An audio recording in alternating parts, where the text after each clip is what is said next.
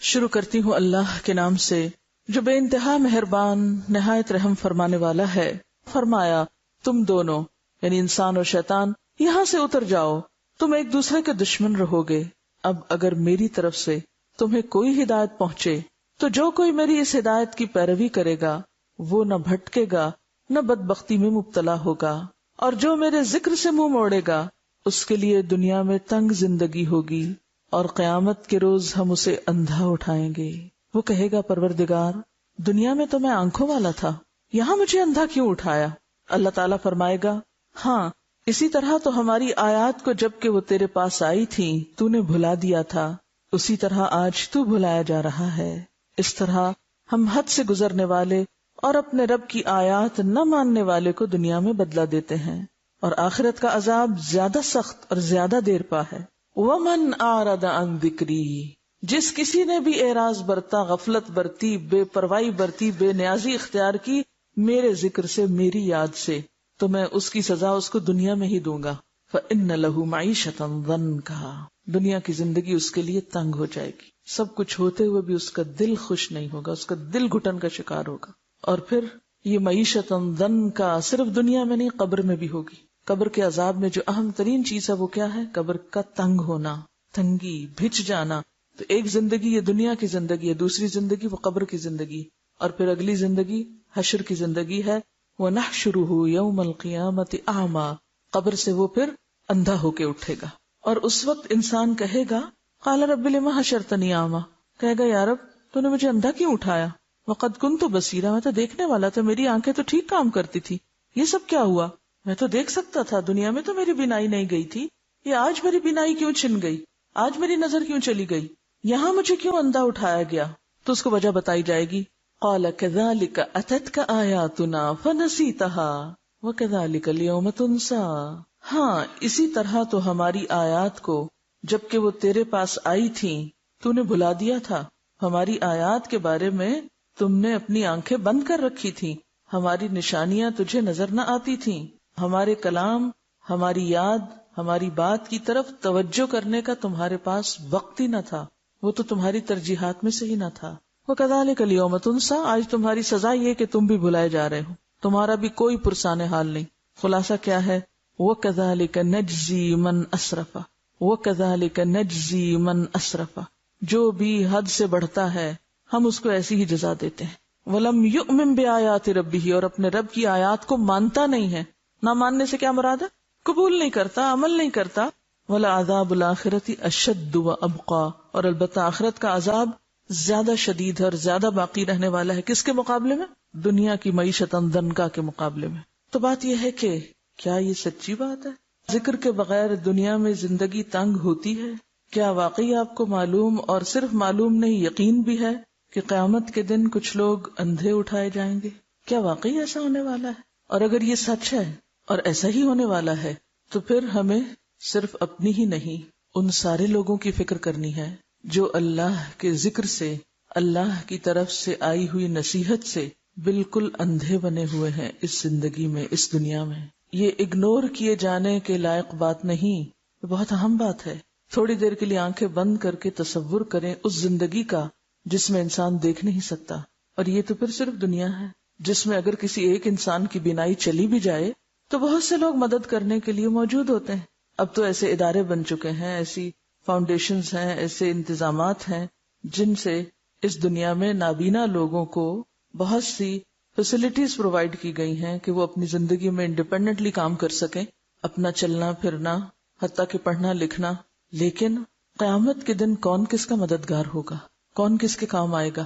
اور کیا یہ سچ نہیں کہ من کان فی ہذہ اعمی فہو فی الآخرۃ اعمی واضل سبیلا، جو شخص اس دنیا میں اندھا بن کے رہا، اس نے آنکھیں نہ کھولی، اس نے اس ذکر کو نہیں پڑھا، اس نے اللہ کو یاد نہیں کیا، تو قیامت کے دن بھی وہ اندھا ہی اٹھایا جائے گا، اور بھی زیادہ راستے کے اعتبار سے بھٹکنے والا ہوگا، اس کو راستہ ہی نہیں ملے گا۔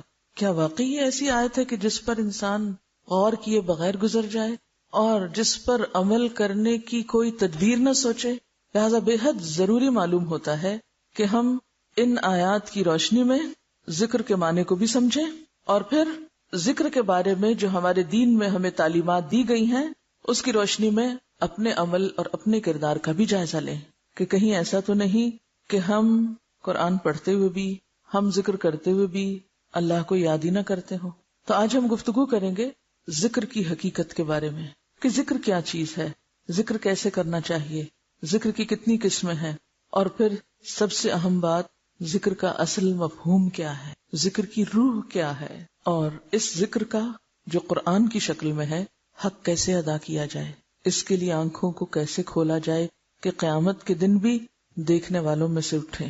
قرآن پاک کی ایک سورت ہے سورت الاعلی، اس میں اللہ سبحانہ وتعالیٰ فرماتے ہیں قد افلح من تزکا وذکر اسم ربہ فصلی بل تؤثرون الحیاۃ الدنیا والآخرۃ خیر وابقی ان ھذا لفی الصحف الاولی صحف ابراہیم وموسیٰ۔ کیا معنی ہے اس آیت کا؟ قد افلح، یقیناً فلاح پا گیا، کامیاب ہو گیا، کون؟ من تزکا، جس نے اپنا تزکیہ کر لیا، اپنے دل کا، اپنے خیالات کا، اپنے اخلاق کا، اپنی عادات کا تزکیہ کر لیا، اس میں سے قبیح چیزیں نکال پھینکی۔ وذکر اسم ربہ، اور اپنے رب کا نام یاد کرتا رہا، یعنی اپنے رب کی یاد اختیار کی، ذکر کیا۔ فصلی، پھر نماز بھی پڑھی۔ لیکن کچھ لوگوں کے پاس ان تینوں چیزوں کے لیے وقت نہیں جو کہ ان کو کامیابی کی طرف لے جانے والی ہیں۔ قد افلح من تزکا، نہ تزکیے کے لیے وقت ہے، وذکر اسم ربہ، نہ ذکر کا وقت ہے، نہ ذکر کی طرف دھیان ہے، فصلی، اور نہ نماز ہی کی طرف توجہ ہے۔ کیوں؟ اس لیے کہ بل تؤثرون الحیاۃ الدنیا، بلکہ تم دنیا کی زندگی کو ترجیح دیتے ہو، دنیا کی محبت کی وجہ سے تم اپنے ان فرائض کو بھولے ہوئے ہو جن پر تمہاری کامیابی کا انحصار ہے۔ والآخرۃ خیر وابقی، اور تمہیں یہ بھی بھول گیا کہ آخرت زیادہ اچھی جگہ ہے اور زیادہ باقی رہنے والی ہے، اس دنیا کی نسبت وہ گھر جو ہمیں کل ملنے والا ہے وہ زیادہ اچھا گھر ہے۔ ان ھذا، یقیناً یہ باتیں، لفی الصحف الاولی، پہلے صحیفوں میں بھی موجود ہیں۔ اس سے کیا پتہ چلتا ہے کہ کامیابی کے یہ اصول ابدی ہیں۔ ابدی کا کیا معنی ہوتا ہے؟ ہمیشہ سے ہے، ان میں کوئی شک نہیں۔ ہر دور میں یہی باتیں پیغمبرانہ تعلیم کا حصہ رہی ہیں، اور خاص طور پر صحف ابراہیم و موسیٰ، ابراہیم اور موسیٰ علیہ السلام کی تعلیمات، ان کی کتابوں اور ان کے صحیفوں میں بھی یہی باتیں تھی، یعنی ساری تعلیمات کا نچوڑ یہی ہے۔ تو گویا دین کی تعلیم یہی ہے۔ پہلی چیز کہ تزکیہ نفس ہو، تزکیہ قلب ہو، تزکیہ اخلاق ہو۔ کس لیے یہ ساری صفائی، یہ اہتمام؟ آپ گھروں کی صفائی کیوں کرتے ہیں؟ ڈیکوریشن کیوں کرتے ہیں؟ ہر چیز کو کیوں تیار کرتے ہیں؟ کسی خاص مہمان نے آنا ہوتا ہے۔ دلوں کا تزکیہ کس لیے؟ کہ یہ دل اللہ کے لیے بنے ہیں، اس میں ہمیں سب سے محبوب ترین چیز کو یہاں مقام دینا ہے۔ تو یہاں سب سے محبوب ترین ہستی اللہ رب العزت کی ذات، یہ دل تو اس کے لیے۔ اتنی قیمتی چیز، اتنی قیمتی جگہ، یہ دنیا کی ٹھیکریوں کے لیے تو نہیں ہے، دنیا کی حقیر چیزوں کے لیے تو نہیں ہے کہ ان کو یہاں بسا لیں۔ اس دل میں تو رب کی یاد ہونی چاہیے۔ جب تزکیہ ہوتا ہے اور رب دل میں آتا ہے تو پھر ہو نہیں سکتا کہ ہر دم رب کا نام اور رب کی یاد اور رب کا ذکر نہ ہو، کبھی ایک شکل میں، کبھی دوسری شکل میں، کبھی تیسری شکل میں۔ اس کی شکلیں اور صورتیں مختلف ہو سکتی ہیں، کہیں وہ ذکر نماز کی شکل میں ہوگا، کہیں وہ ذکر دل ہی دل میں ہوگا، کہیں وہ ذکر زبان پر ہوگا، کہیں وہ قرآن کی شکل میں ہوگا۔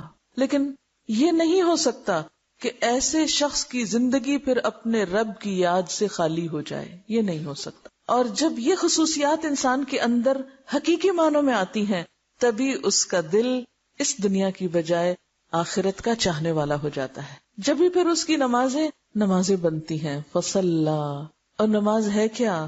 اقم الصلاۃ لذکری، نماز تو ہے ہی اللہ کی یاد کے لیے، اللہ کے ذکر کے لیے۔ ایسے لوگوں کو پھر خود بخود نماز میں لطف آنے لگتا ہے، وہ نماز کی طرف دوڑتے ہیں۔ فسعوا الی ذکر اللہ ففروا الی اللہ، پھر وہ سستی کے مارے تاخیر کر کے نماز نہیں پڑھتے جیسے منافقین پڑھتے ہیں۔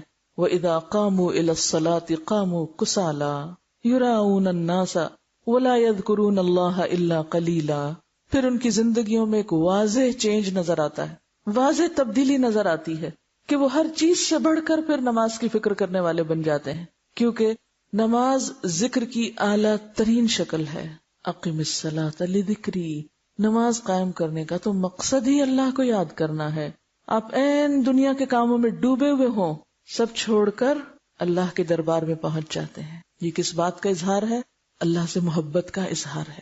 پھر کچھ یاد نہیں رہتا، پھر کوئی چیز اہم نہیں رہتی، غم ہو یا خوشی ہو، پھر ہر حال میں انسان اپنے رب ہی کی طرف دوڑتا ہے. فسعوا الی ذکر اللہ وذروا البیع، پھر دنیا کی تجارت اور خرید و فروخت چھوڑ دیتا ہے.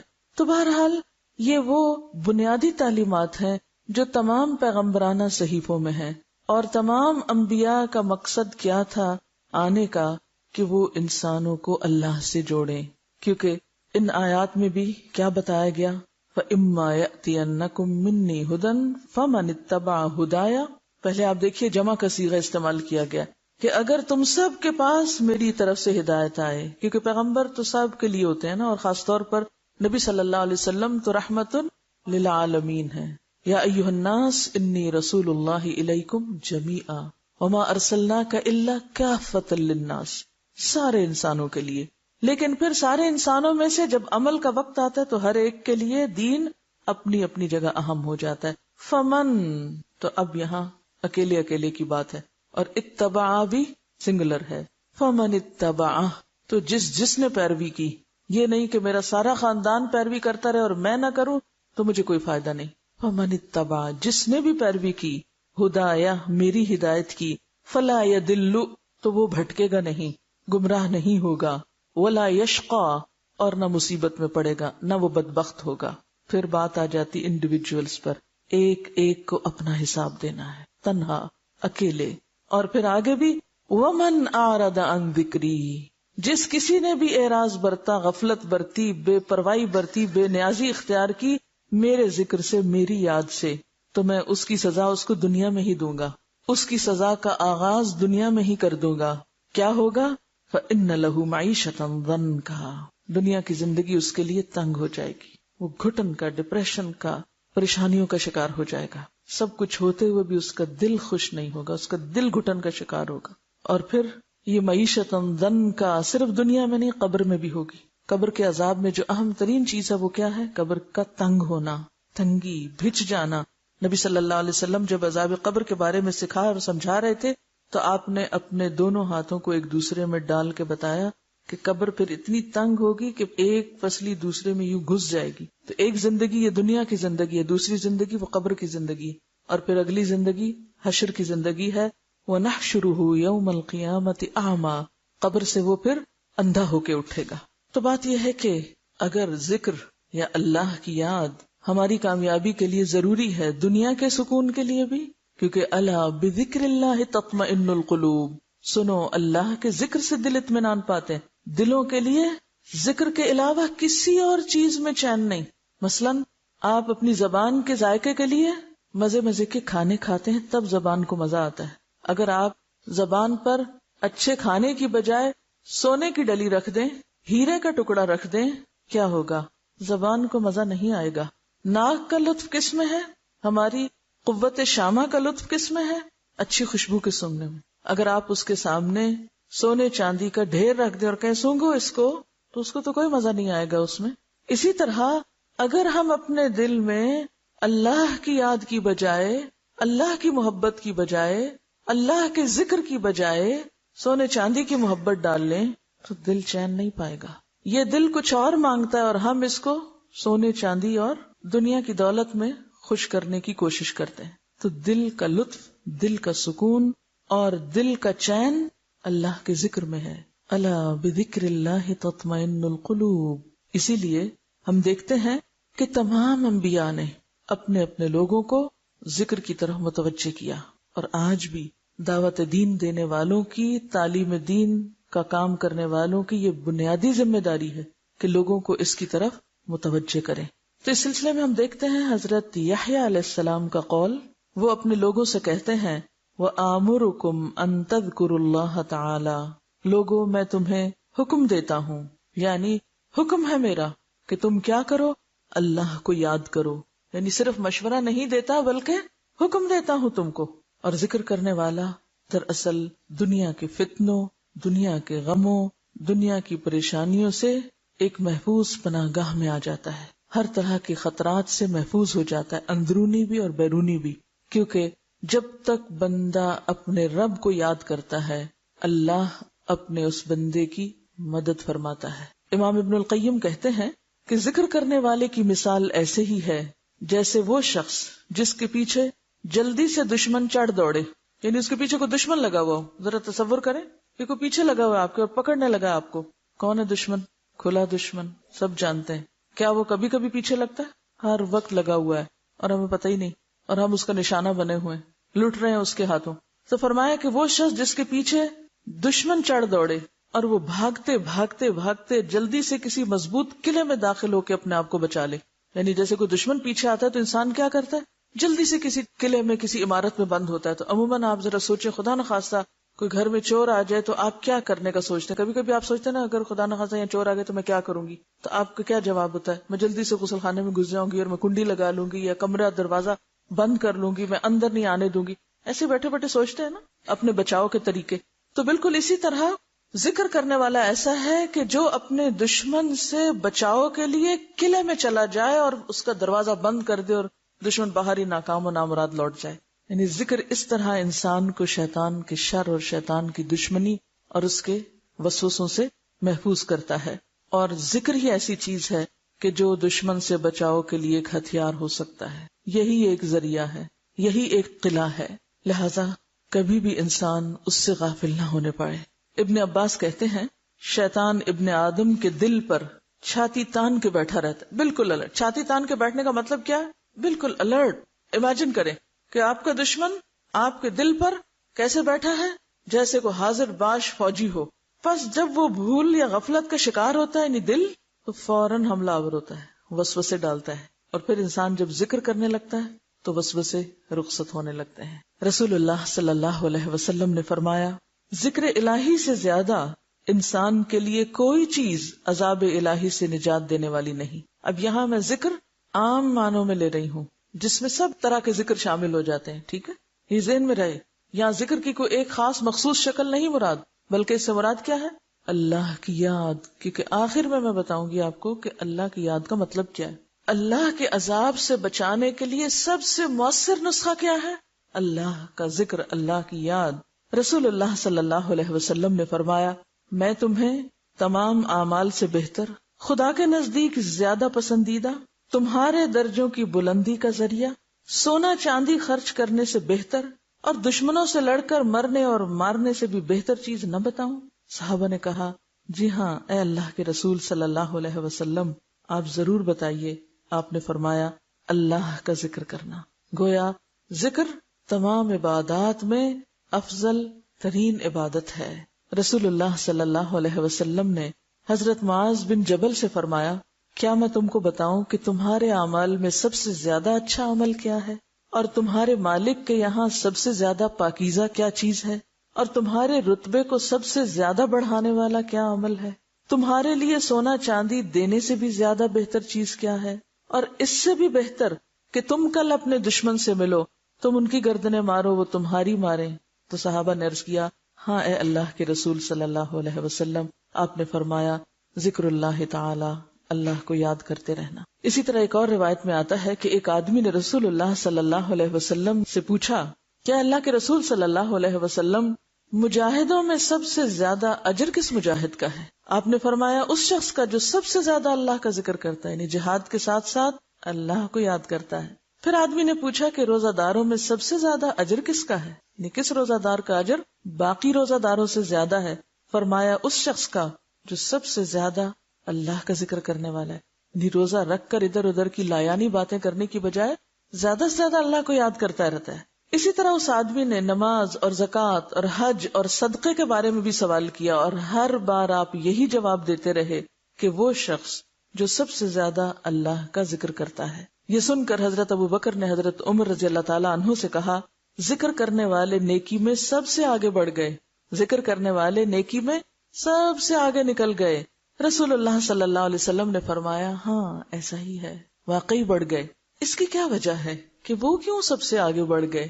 اس لیے کہ تمام عبادات کا اگر خلاصہ یا مقصد یا روح اگر کوئی چیز ہے تو کیا ہے؟ اللہ کو یاد کرنا.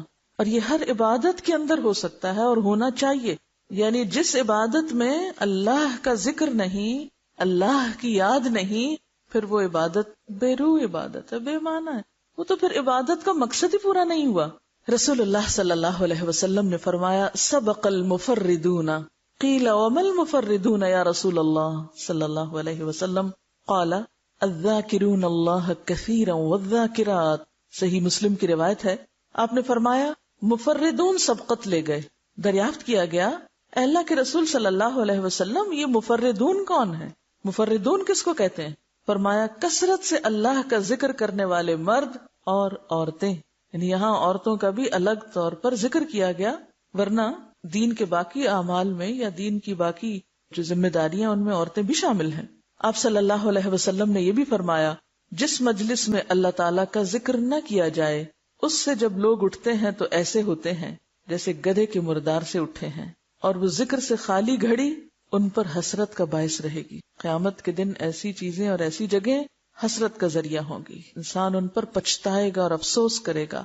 رسول اللہ صلی اللہ علیہ وسلم نے فرمایا اہل مجلس جس مجلس میں نہ تو اللہ کا ذکر کریں نہ ہی پیغمبر خدا صلی اللہ علیہ وسلم پر درود بھیجیں تو وہ مجلس ان کے لیے نقص یعنی کمی اور حسرت کا باعث ہوگی.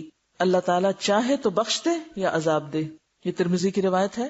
ایک اور جگہ پر آتا ہے اہل جنت میں جانے کے بعد اگر کسی چیز پر حسرت کریں گے تو وہ ان کی زندگی کے وہ لمحات ہوں گے جن میں انہوں نے اللہ کا ذکر نہ کیا، یعنی فارغ لمحات جن میں وہ خدا کو یاد نہیں کرتے رہے. یعنی وہاں پہنچ جائیں گے اپنے مقام مرتبے پر، سکون امن کی زندگی ہوگی، کوئی غم نہیں، کوئی خوف نہیں، کوئی پریشانی نہیں، کوئی دکھ نہیں، کوئی مرض نہیں، بیماری نہیں، بڑھاپا نہیں، کوئی ہم نہیں، کوئی فکر نہیں، کچھ بھی نہیں.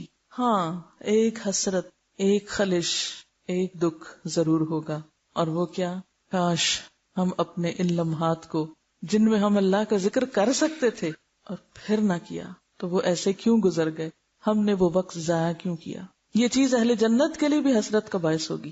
تو اس سے آپ اندازہ لگا سکتے ہیں کہ زندگی کے ایام اور مہینے اللہ کی یاد کے بغیر گزارتے چلے جانا کس قدر خسارے اور نقصان کا ذریعہ ہے، اور اس کے برعکس اللہ کو یاد کرنا، اللہ کا ذکر کرنا کتنی رحمتوں کا باعث ہے.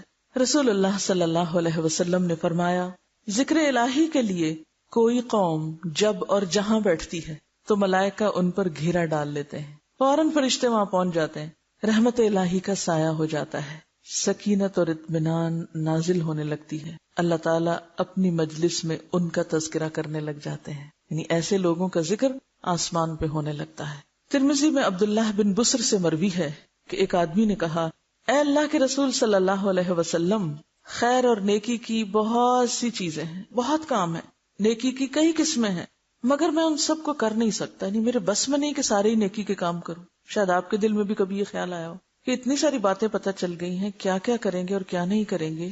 بہت کچھ کرنا بھی چاہتے ہیں لیکن اتنی زندگی نہیں، ہمت نہیں، وسائل نہیں، تو کیا کریں. تو اس شخص کو بھی یہی پریشانی لاحق ہوئی.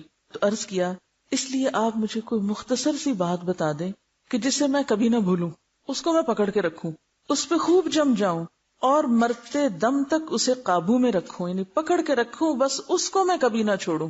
آپ نے فرمایا لا یزال لسانک رطبا بذکر اللہ تعالی، تمہاری زبان ہمیشہ اللہ کے ذکر سے تر رہے، بس یہ بات نہ بھولو، ہمیشہ اللہ کو یاد کرتے رہو. ایک اور جگہ پر آپ نے فرمایا مثل الذی یذکر ربہ والذی لا یذکر ربہ مثل الحی والمیت، اللہ کا ذکر کرنے والے اور نہ کرنے والے کی مثال زندہ اور مردہ کسی ہے. یعنی کرنے والا ایسا ہے جیسے زندہ ہو اور نہ کرنے والا جیسے مردہ انسان ہو. جیسا کہ قرآن پاک میں ایک اور جگہ پر آتا ہے افمن کان میتا فاحییناہ وجعلنا لہ نورا یمشی بہ فی الناس، کیا بھلا وہ شخص جو مردہ تھا پھر ہم نے اس کو زندگی بخشی اور اس کو ایک نور عطا کیا جس کے ساتھ وہ دنیا کے لوگوں کے بیچ میں چلتا پھرتا ہے. یہ زندگی کس سے نصیب ہوتی ہے؟ اللہ کی یاد سے. یعنی ایک شخص جو جہالت کی موت مر رہا تھا، اللہ نے اس کو علم دیا، اپنی یاد دی، اور پھر اس علم کے نور کی وجہ سے اس کو ایسی روشنی ملی کہ جس کے ساتھ اب وہ معاشرے میں جی رہا ہے. اور جب تک انسان زندہ ہوتا ہے، جب تک انسان کے پاس ہمت طاقت ہے، وہ بہت سی چیزوں کا مقابلہ کر لیتا ہے. تو گویا ذکر انسان کو مضبوط اور طاقتور بنا دیتا ہے، ایسی طاقت جو اللہ کی اطاعت کے لیے ضروری ہوتی ہے. آپ صلی اللہ علیہ وسلم سے مروی ہے، حدیث قدسی ہے، اللہ تعالیٰ فرماتے ہیں جب وہ مجھے یاد کرتا ہے تو میں اس کے پاس ہوتا ہوں. جب وہ مجھے یاد کرتا ہے میں اس کے پاس ہوتا ہوں. اگر مجھے دل میں یاد کرے تو میں اسے دل میں یاد کرتا ہوں. مجلس میں یاد کرے تو میں اسے اس سے بہتر مجلس میں اس کو یاد کرتا ہوں. میری طرف بالش بھر آئے میں ہاتھ برابر آتا ہوں، ہاتھ بھر آئے میں 2 ہاتھ برابر آتا ہوں، چل کر آئے میں دوڑ کر آتا ہوں. بخاری کی روایت ہے. آپ صلی اللہ علیہ وسلم نے یہ بھی فرمایا جنت کے باغوں سے گزرو تو وہاں کچھ کھا لیا کرو. صحابہ نے پوچھا جنت کے باغ کون سے ہیں؟ فرمایا ذکر الہی کے حلقے، ایسی مجلسوں کو جس میں اللہ کی باتیں ہوتی ہیں، اللہ کی یاد ہوتی ہے. اسے کس سے تشبیہ دی گئی؟ جنت کے باغ سے. جنت کیا ہے؟ جہاں جا کر انسان سارے غم بھول جائے. اور کیا یہ ایک حقیقت نہیں کہ جب ہم واقعی پورے دل و دماغ کے ساتھ ایسی مجلسوں میں بیٹھتے ہیں سب غم بھول جاتے ہیں، کوئی دکھ نہیں رہتا. ایک عجیب سکون اور خوشی اور اطمینان اور ایک راحت اور سکینت محسوس ہوتی ہے. آپ صلی اللہ علیہ وسلم سے مروی ہے، حدیث قدسی ہے، اللہ تعالیٰ فرماتے ہیں وہ بندہ میرا پورا غلام ہے، یعنی پورا بندہ ہے جو مرتے دم تک مجھ کو یاد رکھتا ہے. اور مرتے دم تک وہی یاد رکھ سکتا ہے جس کو صحت کی حالت میں، طاقت کی حالت میں اللہ کو یاد کرنے کی عادت ہو. اسی لیے بہت سے ایسے لوگوں کے واقعات آپ نے پڑھے اور سنے ہوں گے کہ جو نزع کے عالم میں بھی اللہ اللہ کر رہے ہوتے ہیں، اللہ کی باتیں کر رہے ہوتے ہیں. اور کچھ لوگ مرتے وقت بھی جس چیز سے محبت ہوتی ہے، کسی کاروبار سے یا تجارت سے یا پھر کسی انسان سے یا کسی کرکٹر سے یا کسی اور سے، مرتے وقت بھی اسی کی باتیں کر رہے ہوتے. اور یہ ایک فیکٹ ہے. کسی نے ایک ریسرچ کی تھی اور اس نے 100 ایسے لوگوں کے تجربات اور مشاہدات ریکارڈ کیے اور بیان کیے کہ جو ڈیتھ بیڈ پہ تھے کہ وہ آخری وقت میں کیا باتیں کرتے ہیں. اور دیکھا یہ گیا کہ جیسی باتیں لوگوں کی حالت بیداری میں ہوتی تھی، زندگی میں ہوتی تھی، ڈیتھ بیڈ پہ بھی وہ انہی چیزوں کے بارے میں بات کر رہے ہوتے تھے. بستر مرگ پر بھی وہ انہی چیزوں کے بارے میں بات کر رہے ہوتے. کیونکہ جو چیز کثرت سے ہماری زندگی میں ہوتی ہے نا، وہی خوابوں میں نظر آنے لگتی. جو چیز ہمارے دل کو لگ جائے، مثلا کسی امتحان کا خوف، تو خواب میں بھی ہم پرچہ لکھ رہے ہوتے ہیں، ٹیسٹ کی تیاری کر رہے ہوتے ہیں. یا کسی انسان کی محبت، تو پھر خوابوں میں بھی ہمیں وہی نظر آ رہا ہوتا ہے. ایک قدرتی بات ہے. تو جس دل میں اللہ کی یاد گھر کر جائے، پھر حالت بیداری میں بھی اور خواب میں بھی اور زندگی میں بھی اور مرتے وقت بھی پھر وہ اللہ ہی کو یاد کرتا ہے. ایسا ہی بندہ اللہ اس کو اپنا مکمل بندہ قرار دیتا ہے کہ یہ میرا ہے. اور جس کو اللہ اپنا کہہ دے، پھر اس سے بڑھ کر اس کے لیے اور کوئی درجہ اور گریڈ اور رتبہ اور مقام کیا ہو سکتا ہے. دنیا کے بڑے بڑے عہدے اور دنیا کی بڑی بڑی ترقی اس کے سامنے ہیچ ہے کہ کسی کو مالک کائنات اپنا کہہ دے کہ یہ میرا پورا بندہ ہے. قرآن پاک کو اگر ہم دیکھیں تو اس میں بھی ہمیں بہت ساری ایسی آیات ملتی ہیں کہ جن میں ذکر کی کثرت یا بار بار ذکر کرتے رہنے کی تلقین کی گئی ہے. مثلا سورۃ الاحزاب میں اللہ تعالیٰ فرماتے ہیں یا ایھا الذین آمنوا اذکروا اللہ ذکرا کثیرا، اے لوگو جو ایمان لائے ہو اللہ کا ذکر کیا کرو، اللہ کو یاد کیا کرو. کتنا؟ ذکرا کثیرا، بہت بہت زیادہ، کثرت سے، زیادہ سے زیادہ. حتیٰ کہ آپ دیکھیے کہ عبادات کے بعد بھی، حج کے بعد فرمایا فَإِذَا قَضَيْتُم مَّنَاسِكَكُمْ فَاذْكُرُوا اللَّهَ كَذِكْرِكُمْ آبَاءَكُمْ أَوْ أَشَدَّ ذِكْرًا. جب احکام حج ادا کر لو تو اللہ کا ذکر اس طرح کرو جس طرح اپنے باپ دادا کا تذکرہ کرتے ہو، بلکہ اس سے بھی زیادہ ذکر. یعنی جس طرح ہم بیٹھ کے اپنے آبا و اجداد کی باتیں کرتے ہیں اور قصے کہانیاں ان کو یاد کرتے ہیں، جو فوت ہو گئے، جو چلے گئے، جو جدا ہو گئے، جو دور چلے گئے، جیسے ان کی باتیں کرتے ہیں بیٹھ کے اپنی مجلسوں میں، محفلوں میں، گھروں میں، اس سے زیادہ بڑھ کر کہیں بیٹھ کے اللہ کو بھی یاد کیا کرو. کیونکہ ذکر محض تنہائی میں نہیں، محض دل میں نہیں، محض ایک خاص مخصوص طریقے کا ورد نہیں، بلکہ اس کے کئی طریقے ہیں جن کا آگے ذکر آئے گا. پھر اسی طرح میدان جنگ میں سورۃ الانفال میں فرمایا یا ایھا الذین آمنوا اذا لقیتم فئۃ فاثبتوا وَاذْكُرُوا اللَّهَ كَثِيرًا لَعَلَّكُمْ تُفْلِحُونَ۔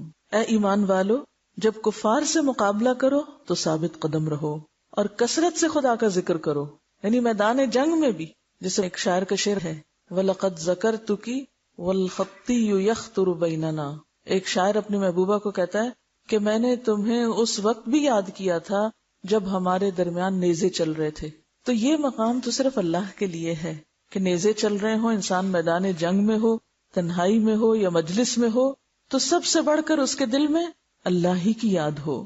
رسول اللہ صلی اللہ علیہ وسلم نے فرمایا، انسان پر جو گھڑی ذکر الہی سے خالی گزری وہی قیامت کے دن حسرت کا سبب ہوگی۔ اور جیسا کہ پہلے میں نے عرض کیا، اہل جنت کو اس گھڑی کے سوا کسی چیز کا افسوس نہ ہوگا جو ذکر الہی سے خالی گزر گئی۔ اور حقیقت یہ ہے کہ دلوں کو چمکانے والی اور دلوں کو جلا بخشنے والی چیز بھی اللہ کا ذکر ہی ہے۔ اب دیکھیے کہ نماز کے بعد، اور خاص طور پر جمعے کی نماز کے بعد فرمایا فَإِذَا قُضِيَتِ الصَّلَاةُ فَانْتَشِرُوا فِي الْأَرْضِ وَابْتَغُوا مِنْ فَضْلِ اللَّهِ وَاذْكُرُوا اللَّهَ كَثِيرًا لَعَلَّكُمْ تُفْلِحُونَ، کہ جب نماز ادا کی جا چکے تو زمین میں پھیل جاؤ، وَابْتَغُوا مِنْ فَضْلِ اللَّهِ، کام کاج کرو، تجارت کرو، کماؤ، لیکن وَاذْكُرُوا اللَّهَ كَثِيرًا، صرف مسجد میں نہیں، صرف جمعے کے وقت نہیں، مسجد سے باہر جا کر، بازار میں جا کر، کاروبار میں جا کر، دنیا میں پڑھ کر بھی کیا کرو، وَاذْكُرُوا اللَّهَ كَثِيرًا، کثرت سے اللہ کو یاد کرتے رہو۔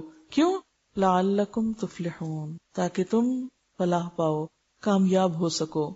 اور حقیقت یہ ہے کہ انسان کے دل کو زنگ لگ جاتا ہے، انسان کے دل پر میل آنے لگتی ہے، انسان کا دل سخت ہونے لگتا ہے، انسان کا دل بیمار ہونے لگتا ہے، انسان کا دل بجھنے لگتا ہے۔ یہ ساری دل کی بیماریاں ہیں۔ ان سب بیماریوں کا علاج اللہ کا ذکر ہے۔ دل کی غذا بھی اللہ کا ذکر ہے، دل کا علاج بھی اللہ کا ذکر ہے۔ اور ویسے بھی اگر ہم دیکھیں تو انسان جب تک اللہ کا ذکر کرتا ہے، اللہ اس بندے کے ساتھ ہوتا ہے۔ امام ابن تیمیہ فرماتے ہیں، دل کے لیے ذکر ایسا ہے جیسے مچھلی کے لیے پانی، دل کے لیے ذکر ایسا ہے جیسے مچھلی کے لیے پانی۔ تو بتائیے کہ پانی سے جدا ہونے پر مچھلی پہ کیا گزرتی ہے، کیا گزرتی ہے؟ آپ کو معلوم ہے نا کہ اب سونامی ڈیزاسٹر میں سب سے پہلے کیا ہوا ہے، زمین پھٹی ہے اور جو سمندر کا پانی سطح زمین پر تھا وہ سمندر کے اندر جانے لگا، سک ہونے لگا، زمین اس کو سک کرنے لگی۔ اس کے نتیجے میں جب پانی تیزی کے ساتھ زمین کے اندر گیا تو جو مچھلیاں تھیں سمندر میں وہ تڑپنے لگی اور بہت سے لوگ ان کو پکڑنے آ گئے۔ اس وقت بھی عبرت کی نگاہ نہیں تھی کہ یہ کیا ہوا، کبھی ایسا نہیں ہوا کہ پانی اس طرح نیچے اتر جائے زمین کے۔ یہ تو قیامت کی نشانیوں میں سے ہے، یہ تو کوئی بڑی بلا ہے، کوئی بڑی آفت ہے کہ اذا البحار فجرت۔ تو آپ ذرا اس نظارے کو امیجن کریں کہ پانی سمندر کا ہٹ جائے اور مچھلیاں کیا حالت ہوگی ان کی۔ کبھی تڑپتی مچھلیاں دیکھی ہیں؟ تو بالکل اسی طرح جو دل اللہ کا ذکر نہیں کرتے اسی طرح تڑپتے رہتے ہیں، بے چین رہتے ہیں۔ وہ کہتے سمجھ نہیں آتی کہ آخر کیا ہے دل میں، کیا غم ہے، سب کچھ تو ہے پھر بھی کیوں دکھی ہیں، کیونکہ اللہ کی یاد نہیں۔ اور اللہ کی یاد کو بھی وہ صرف چند وظیفے وظائف میں سمجھتے ہیں، یعنی ذکر کا بھی چونکہ صحیح مفہوم نہیں پتا ہوتا، اس لیے بعض لوگ ذکر کر کے بھی پیاسے ہی رہتے ہیں، ذکر کر کے بھی ان کو صحیح پانی نہیں ملتا۔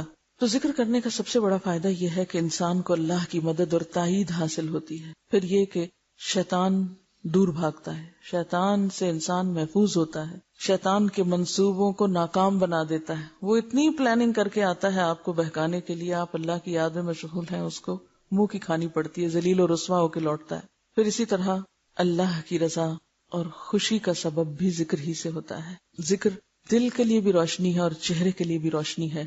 ذکر دنیا کی روزی کی کشائش کا سبب بھی ہے، کیونکہ عدم ذکر میں معیشتاً دن کا تنگ زندگی، تکلیف کی زندگی کی بات کی گئی۔ ذکر ہی انسان کے اندر اللہ کی محبت میں شدت پیدا کرتا ہے، کیونکہ جس چیز کو آپ بار بار یاد کرتے رہے نا اس کی محبت بڑھتی چلی جاتی ہے، اور جس کو یاد کرنا آپ چھوڑ دیں اس کی محبت خود بخود کم ہونے لگتی ہے۔ پھر ذکر یہ ایسی چیز ہے کہ جس سے انسان احسان کے درجے کو پہنچتا ہے، ان تعبد اللہ کأنک تراہ، گویا تم اس کو دیکھ رہے ہو۔ پھر اسی طرح انسان کے اندر جو بصیرت ہے، غور و فکر کی صلاحیت ہے، اور انسان پر حکمتوں کے دروازوں کا کھلنا، یہ سب بھی اللہ کی یاد سے ہوتا ہے، کیونکہ دل بہتر طور پہ کب کام کرتا ہے؟ جب اس کو اس کی غذا مل جاتی ہے، خوراک مل جاتی ہے، وہ صحت مند ہوتا ہے، طاقتور ہوتا ہے۔ جب دل کے اندر اللہ کی ہیبت آتی ہے، اللہ کی محبت آتی ہے، اللہ کی یاد آتی ہے، اس میں سرشار ہوتا ہے، تو اس کی نگاہیں، اس کی زبان، اس کے کان اور طرح کام کرنے لگتے ہیں، اس کی پوری شخصیت پہ اثر انداز ہوتا ہے ذکر۔ یہ جو باتیں میں نے آپ کو بتائی ہیں یہ دراصل صرف باتیں نہیں ہیں، کچھ لوگوں نے عملی طور پر اس کا تجربہ بھی کیا ہے، اس کا ایکسپیرینس بھی کیا ہے۔ امام ابن قیم کہتے ہیں کہ ایک دفعہ مجھے ابن تیمیہ کے ہاں جانے کا اتفاق ہوا، ان کے شاگرد تھے۔ کہتے ہیں کہ وہ عام حالات میں بھی ان کے ساتھ رہے اور جیل میں بھی ان کے ساتھ رہے، یعنی زندگی بھر ان کے ساتھ رہے، اور ان کے فوت ہونے کے بعد ان کی کتابوں کو آگے پھیلانے والے اور ان کے نظریے کو عام کرنے والے بھی وہی تھے۔ تو اپنے استاد کی خدمت میں حاضر ہوتے ہیں تو کہتے ہیں کہ میں نے دیکھا کہ آپ نے صبح کی نماز پڑھی اور پھر وہیں بیٹھ کر تقریباً دوپہر تک ذکر الہی کرتے رہے۔ ذکر سے فارغ ہو کے میری طرف متوجہ ہوئے، کہنے لگے یہ میرا ناشتہ تھا، اگر یہ نہ کھاؤں تو میری قوت کم ہو جائے گی۔ اس کے مطلب نہیں کہ وہ روز ایسے کرتے تھے اور سارے کام کاج چھوڑ کے بیٹھے ہوئے تھے، لیکن کبھی کبھار وہ اس طرح بھی اللہ کو یاد کرتے تھے کہ ایک نماز پڑھی اور پھر دیر تک اسی پہ بیٹھے رہے اور اللہ کو یاد کرتے رہے، غور و فکر کرتے رہے۔ ایک دفعہ فرمایا بعض دفعہ میں اپنے نفس کو دم دے کر، یعنی ذرا سا سکون لے کر، اس لیے قدرے آرام کر لیتا ہوں کہ دوبارہ زیادہ مستعد ہو کر ذکر کر سکوں۔ یعنی میں تو آرام بھی اس لیے کرتا ہوں کہ زیادہ بہتر کام کروں، اور فزیکلی بھی انسان اسی وقت زیادہ ایکٹیو اور نشیط ہوتا ہے جب اس کا دل بہتر طور پہ کام کرتا ہے۔ دل کا کیا کام ہے؟ پورے جسم کو، جسم کے ایک ایک بال کو، ایک ایک سیل کو خون پہنچانا، اور اگر وہ نہ پہنچے تو کیا ہوگا؟ جسم کے کسی حصے کو خون نہ پہنچے کیا بنے گی؟ ڈیڈ ہو جائے گا۔ تو اسی طرح جب دل میں اللہ کی یاد نہیں ہوتی تو باقی زندگی کے کاموں میں بھی پھر کچھ نہیں ہوتا، لہٰذا وہ سارے عمل بے روح ہونے لگتے ہیں، بیکار ہونے لگتے ہیں۔ تو دل کی زندگی ذکر میں ہے، اور انسان کی زندگی دل کی زندگی میں ہے۔ اور جب تک ایک بندہ مومن کا اپنے رب سے رابطہ نہیں ہوتا، اپنے رب کے ساتھ ایک مضبوط تعلق نہیں ہوتا، اس وقت تک وہ اطاعت کا حق بھی ادا نہیں کر سکتا۔ پھر آپ دیکھیے کہ جب تک ہم اللہ کی بات کرتے ہیں یا اچھی بات کرتے ہیں یا دل میں اللہ کو یاد کرتے ہیں تو ہم جھوٹ، چغلی، غیبت، شکایتیں، ان ساری چیزوں سے بچتے ہیں۔ یہ سارے شر کس وقت ہمارے اوپر امڑ آتے ہیں؟ جب ہم اللہ کو بھولتے ہیں۔ کوئی شخص اللہ کو یاد رکھتے ہوئے جھوٹ نہیں بول سکتا، بول ہی نہیں سکتا، اور اگر انسان ہونے کے ناطے کمزوری سے اس کے منہ سے نکل بھی کچھ جائے اور فوراً پلٹے گا، کیونکہ فرقان ہے نا اندر، اور چین ہی نہیں لینے دے گا۔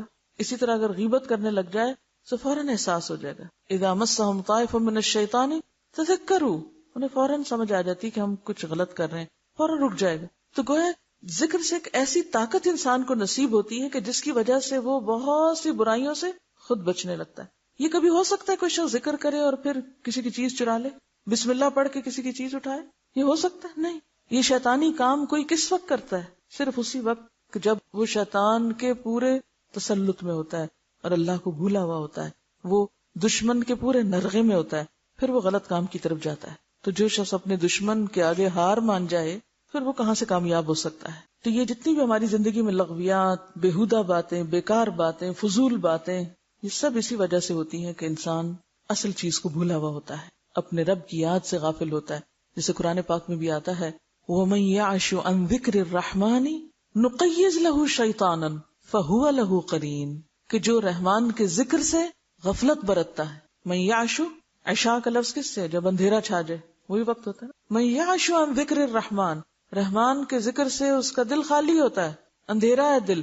نقیض لہو شیطانا، اللہ تعالیٰ خود اس شخص پہ شیطان مسلط کر دیتے ہیں۔ فہو لہو قرین، پھر وہ اس کا ساتھی بن جاتا ہے، وہ اس کا دوست بن جاتا ہے۔ فسا قرینا، کتنا بدترین دوست ہے یہ، کتنا بدترین ساتھی ہے یہ۔ اور سب سے بڑی مصیبت تو یہ ہے کہ جو اللہ کو بھولتا ہے اللہ اس کو بھلا دیتا ہے، جیسا کہ اس آیت میں بھی فرمایا قال كذلك اتتك آیاتنا فنسیتها وكذلك اليوم تنسى، کہ ہماری آیات تیرے پاس آئی تھیں تو نے انہیں بھلا دیا، اسی طرح آج تجھے بھی بھلایا جاتا ہے۔ سورۃ الحشر میں اللہ تعالیٰ فرماتے ہیں وَلَا تَكُونُوا كَالَّذِينَ نَسُوا اللَّهَ فَأَنسَاهُمْ أَنفُسَهُمْ أُولَئِكَ هُمُ الْفَاسِقُونَ، ان لوگوں کی طرح مت ہو جاؤ جنہوں نے اللہ کو بھلا دیا تو اللہ نے خود ان سے ان کے نفس بھلوا دیے، یہی لوگ فاسق اور بدکار ہیں۔ یعنی ذکر نہ کرنے سے نہ صرف یہ کہ انسان اپنے رب کو بھولتا ہے، ذکر نہ کرنا کیا ہے؟ رب کو بھولنا، دوسرے لفظوں میں تو ایسا شخص پھر خود فراموش بھی ہو جاتا ہے۔ خدا فراموشی دراصل کیا ہے؟ خود فراموشی۔ تو انسان الٹیمیٹلی اپنے اوپر ظلم کرنے والا ہوتا ہے۔ اور اگر دیکھا جائے تو ذکر سب سے آسان ترین عبادت ہے۔ اگر دیکھا جائے تو ذکر آسان ترین عبادت، سو کچھ بھی خرچ نہیں کرنا پڑتا آپ کو. اللہ سبحانہ وتعالیٰ فرماتے ہیں وَأَنِ اسْتَغْفِرُوا رَبَّكُمْ ثُمَّ تُوبُوا إِلَيْهِ يُمَتِّعْكُمْ مَتَاعًا حَسَنًا إِلَىٰ أَجَلٍ